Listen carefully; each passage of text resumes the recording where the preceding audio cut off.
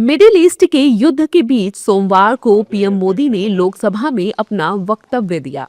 अपने संबोधन में पीएम मोदी ने कई बड़ी बातें कही, जिसमें उन्होंने तेल, भारतीयों के फंसे होने और सरकार की प्राथमिकताओं पर किए जा रहे सरकार के प्रयासों के बारे में बताया। पीएम मोदी ने कहा कि इस वक्त पश्चिमी एशिया की हालत चिंताजनक है, जिसका असर दुनिया पर पड़ रहा है। पीएम मोदी ने हॉर्मुज स्ट्रेट का जिक्र करते हुए चुनौतियों के बारे में भी बताया।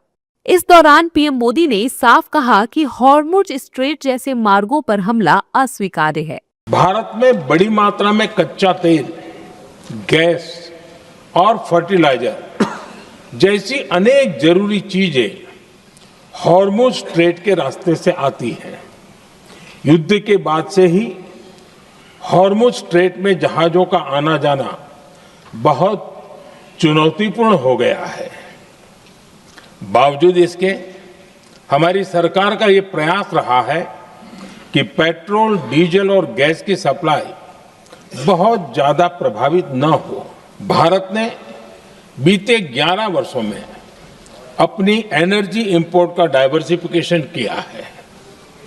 पहले क्रूड ऑयल, एलएनजी, एलपीजी ऐसी एनर्जी जरूरतों के लिए 27 देशों से इंपोर्ट किया जाता था।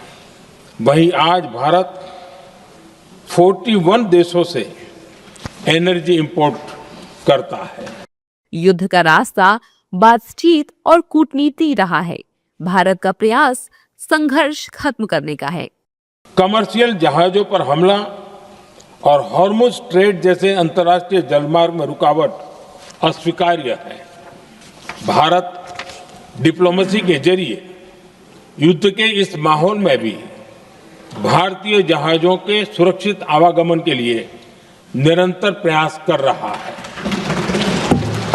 अध्यक्ष महोदय, भारत हमेशा से ही मानवता के हित में और शांति के पक्ष में अपनी आवाज उठाता रहा है। मैं फिर कहूंगा कि बातचीत और कूटनीति ही इस समस्या का समाधान है। पीएम मोदी ने कहा कि युद्ध शुरू होने से लेकर अब तक 3,75,000 भारतीय सुरक्षित वापस लौटे हैं और खाड़ी देशों में पढ़ने वाले बच्चों की परीक्षाओं को फिलहाल रद्द कर दिया गया है। 3,75,000 से अधिक भारतीय सुरक्षित भारत लौट चुके हैं। ईरान से ही अभी तक लगभग 1,000 भारतीय सुरक्षित वापस लौटे हैं। इनमें 700 से अधिक मेडिकल की पढ़ाई करने वाले युवा हैं।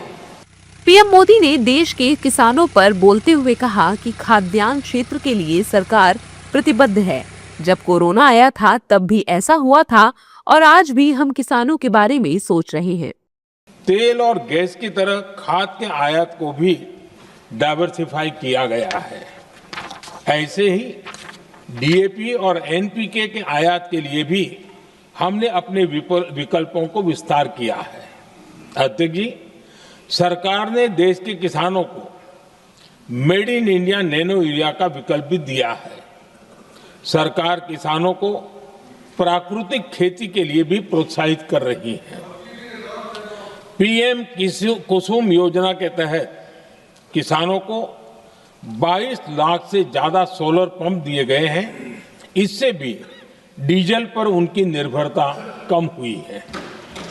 मैं सदन के माध्यम से देश के किसानों को विश्वास दिलाता हूं कि सरकार किसानों की हर संभव मदद करती रहेगी। अपने संबोधन में पीएम ने स्पष्ट किया कि वेस्ट एशिया में जारी जंग चिंताजनक है। पीएम मोदी ने जंग पर भारत का स्टैंड भी साफ किया, साथ ही बताया कि उनकी सरकार इस सिचुएशन पर क्या कदम उठा रही है।